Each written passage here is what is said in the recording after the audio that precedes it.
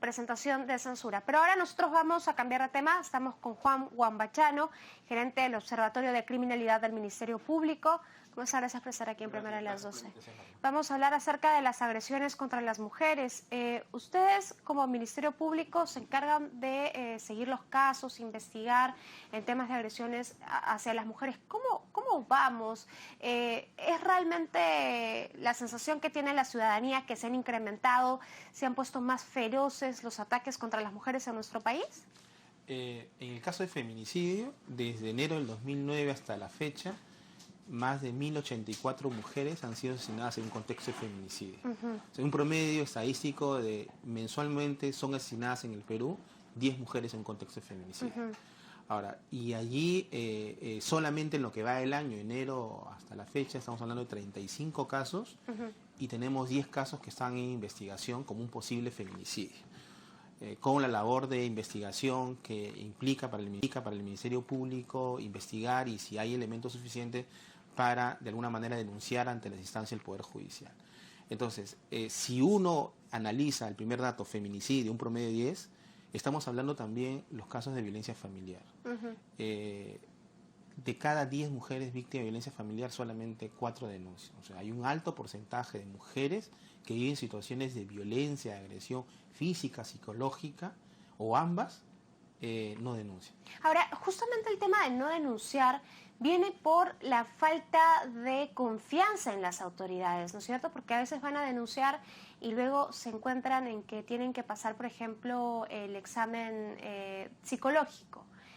Y a la misma cita hay 90 mujeres y al final no llegan, solamente hay un psicólogo para atenderlas. Sí, falta definitivamente, por un lado tenemos la dimensión del problema, o sea, digamos, hay factores endógenos y exógenos que limitan que una mujer, por ser víctima de violencia familiar, no denuncie, o sea, desde una falta de confianza hacia las autoridades, pero también hemos encontrado en la casuística mujeres amenazadas por la pareja, si es que denuncia, son amenazadas de retirarse, de no darle ningún tipo de pensión económica u otros elementos que amenazan y no denuncian.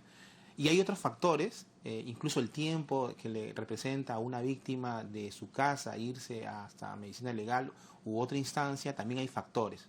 Y lo otro es la respuesta del Estado. O sea, realmente ha rebasado, digamos, la capacidad del Estado de poder, en el caso del Ministerio Público, o sea, se necesita el presupuesto para fortalecer las cámaras GESEL, para fortalecer el mayor número de psicólogos, mayor número de equipo multidisciplinario para poder atender esta demanda. O sea, estamos hablando solamente en un año, solamente el Ministerio Público, más de 150.000 denuncias por violencia familiar que están entrando en el ámbito penal y la capacidad de respuesta se requiere mayor presupuesto. O sea, y es ahí que el Ministerio Público, por un poco de optimizar recursos, está trabajando, por ejemplo, fiscalías especializadas, un fiscal que en adición a esas funciones, investigar casos de feminicidio, planes pilotos en San Juan de Lurigancho para trabajar casos de violación sexual. O sea, hay una alta demanda de incidencia que requiere optimizar recursos del Estado para mejorar el servicio, pero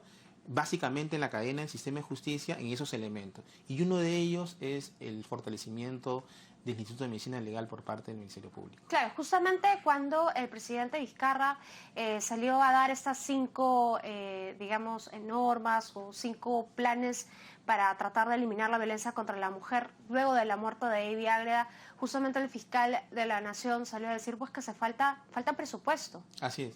O sea, hay ya iniciativas que se han venido y un poco el enfoque del Ministerio Público es sobre las iniciativas ya emprendidas, no son de este año, sino se han emprendido desde el año 2015, es esas iniciativas que se vienen desarrollando, recibir un mayor aporte presupuestal con la finalidad que desde el Ministerio Público, y de acuerdo a sus funciones y competencias, podamos contribuir.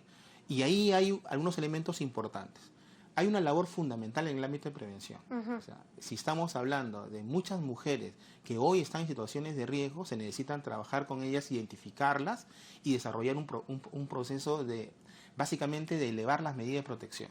pero también viene un trabajo en las fiscalías de familia, un trabajo en los fiscales penales, pero también los médicos legistas. Entonces, hay iniciativas por parte del Ministerio Público, pero que necesariamente requieren mayores recursos para optimizar los pocos recursos que tenemos, pero básicamente pensar en dar un mejor servicio a la ciudadanía. Y lo que quiere la ciudadanía es que una mujer que es víctima de violencia familiar o una situación de tentativa tenga una respuesta rápida, oportuna y eficaz. Entonces, y lo que tú planteas, si es que va el lunes y le dicen tienes que venir de aquí a un mes, es bien difícil tratar de que esa víctima vuelva a regresar. Porque en ese mes ya le pudieron haber hasta matado. Sí, hemos encontrado casos en el que denuncia el lunes y la matan el martes. Y la asesinan de la misma forma como denunció el día lunes. Entonces, eso de alguna manera hace de que el Estado, en este caso el Ministerio Público, al tener pocos recursos, ¿qué nos dice la evidencia? Ajá. La evidencia nos indica de que de las 198 provincias que tiene el país, el 60% de los feminicidios se registran en 20. En 20 provincias. Entonces, ahí es en esas provincias donde el Ministerio Público ha focalizado. Lima está dentro de esas 20 provincias. Lima está dentro de esas provincias, o sea, como provincia está. ¿Cuál es la provincia, digamos, con más alta tasa de feminicidio? Por ejemplo, nosotros de lo que tenemos en las provincias, tenemos Lima, Arequipa, Huancayo, Callao, Tacna, Chiclayo, Cusco, Huánuco, Huamanga, Trujillo, Salta, digamos ciudades principales. Pero en 9 años de análisis, allí se concentra el 60%. O sea, no estamos hablando de que en el 10% de las provincias en el Perú se registra el 60% de los feminicidios.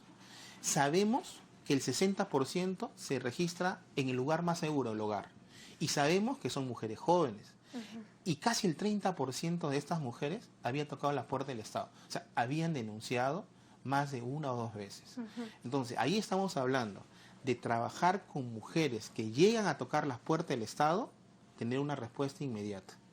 Las que no llegan, requiere, creo que el Estado, romper el enfoque tradicional e ir a buscar a las víctimas que sabemos que están en riesgo para elevar sus medidas de protección y trabajar con otro actor fundamental.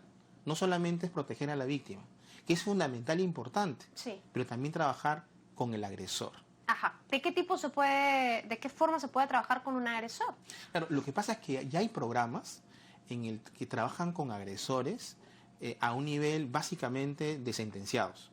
Pero creo que es importante desarrollar y ampliar programas, básicamente, con equipos multidisciplinarios para trabajar con agresores. Nosotros en la casuística hemos visto y hemos hecho un análisis casi en los últimos 9 años, mujeres con medida de protección, donde se le prohíbe el acercamiento del agresor hacia la víctima, pero en la práctica hemos visto y hemos registrado que mujeres mueren en la mano con el documento de la medida de protección. Así es. Entonces, la eficacia de la medida de protección creo que es un elemento fundamental. O sea, además de tener una buena evaluación de riesgo de la víctima, de una actuación inmediata y eficiente por parte del Estado, trabajar con los agresores, con programas multidisciplinarios, no solamente el psicólogo, sino un trabajador social, un abogado, para desarrollar programas que existen en otros países, e ir validando con esos agresores, no esperar que reciba la sentencia de la investigación para recién tratar de que ese agresor pase por un programa de tratamiento o rehabilitación. Creo que se requiere ver todos los actores, no solamente ver a la víctima, ver también al agresor, porque al final lo que se está tratando es que los que amenazan o cometen estos hechos de violencia de forma, digamos, continua hacia la víctima, que luego son asesinadas, a veces están libres y no reciben el tratamiento y la intervención profesional necesaria. Señor Huambachana, quiero hacerle una última consulta. Usted dice que esto se podría solucionar con presupuesto, pero ¿en cuánto tiempo podríamos tener ya una respuesta ágil por parte del Estado para las mujeres que son agredidas? Yo creo que hay cuestiones a corto, mediano y largo plazo, y creo que también hay cuestiones básicamente inmediatas. Esto no se va a cambiar de la noche a la mañana.